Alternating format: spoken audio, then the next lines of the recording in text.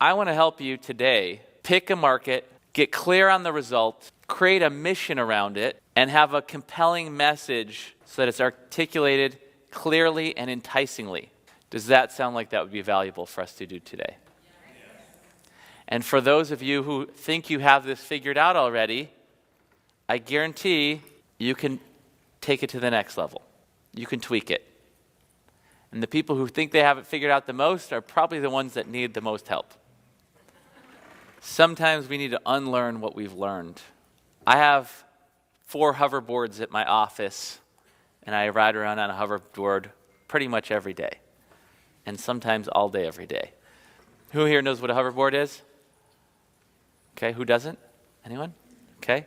It's a 2-wheel thing that rolls around, kind of like a Segway without a handle. Maybe you don't know what a Segway is?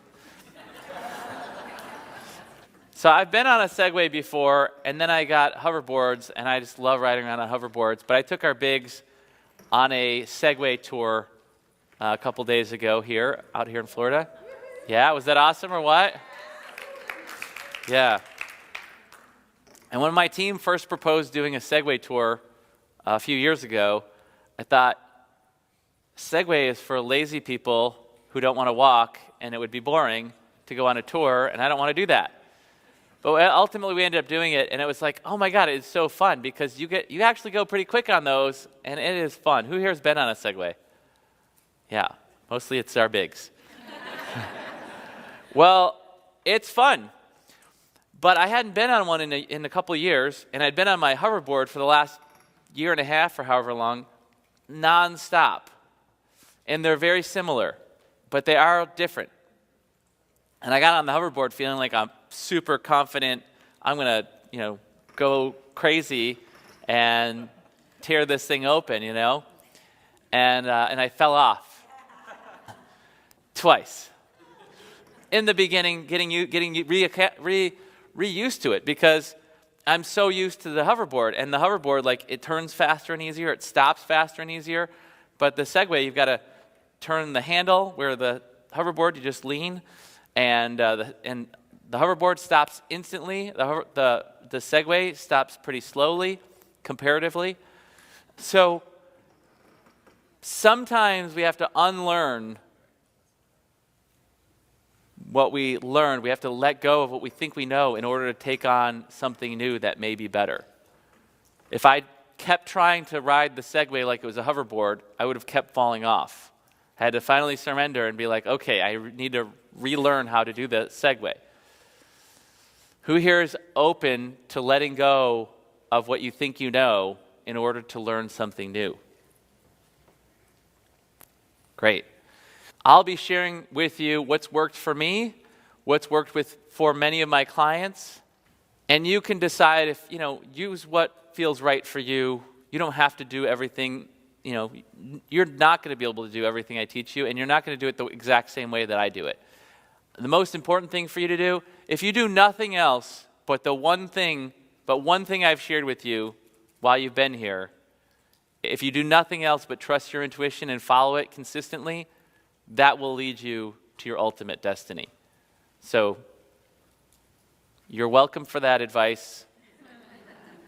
Trust that, okay? So I'm going to give you lots of other strategies, ideas, secrets, but the most important one is trust and follow. Listen to, trust, and follow your intuition. So let's get back to picking a niche market and talking about results. Who knows your niche market and what the main result is that they want? Okay?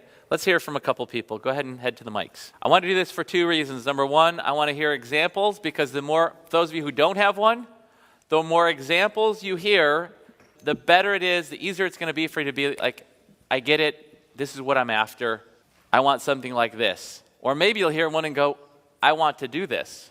The second reason is because some people are going to articulate their market and the result and could use some tweaking. And so we'll do that. Okay. Hello, my niche is coaches. And I help coaches get their business up online so that they get more clients in a continuous stream while they're sleeping 24/7 and make more money. Okay. Now, I know you didn't mean they're going to sleep 24/7. I know. I was gonna correct that, but I thought, nah, just go with the flow. Yeah. That's how I do my live events. Yeah. I'm actually Yeah. asleep right now. Yeah. She was my coach, and this is just the way we do everything. No. So, great. Thank you for sharing that. So we get that it's not that they're sleeping 24 hours and 24/7, but they're making money 24/7? They're making money 24/7. Okay. Yeah. So, if I were coaching you on this, I would make it simpler. And I would say, I help coaches make money 24/7. Something like that. Okay. Or I would say, I help coaches get clients. Right? Very simple, 2-3 word phrases are the best. That means if you can say it in 2 to 3 words, that's the best. Right? Get clients. Make money 24/7. Right? And which of those is more enticing? They're both pretty enticing. It depends on where you're at and what you're looking for right now. But making money 24/7 is pretty enticing. Now, you're going to have to do some info products or some other thing you're not making money 24/7 while coaching people, because you do need to, then you'd be making money 24/7 without sleeping or eating or anything. Okay. Anyway, yes? Can I do a follow-up question? Yeah. The first part is that I help coaches get their business up online. So I think that that's the important part, but maybe it's not. It's not. It's not. Thank you. Yeah. So see that?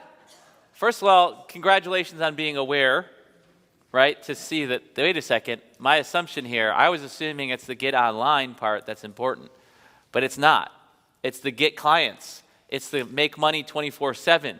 It's the result. The result, the end result. Got it.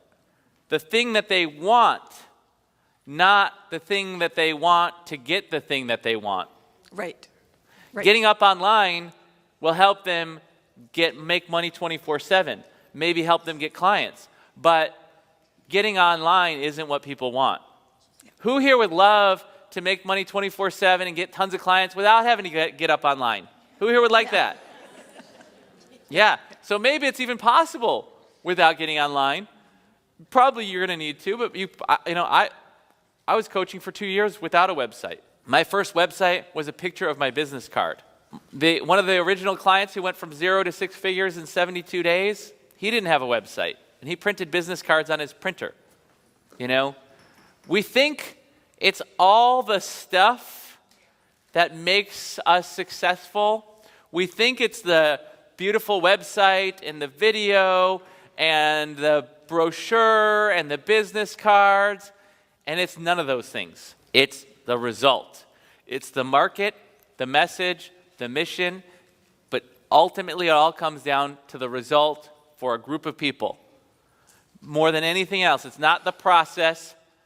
It's not that you do the inner game stuff. If you could take everything that you could possibly do to help somebody and you throw it in a pot and you just boil it and boil it and boil it and boil it down till there's nothing left but one last little drop,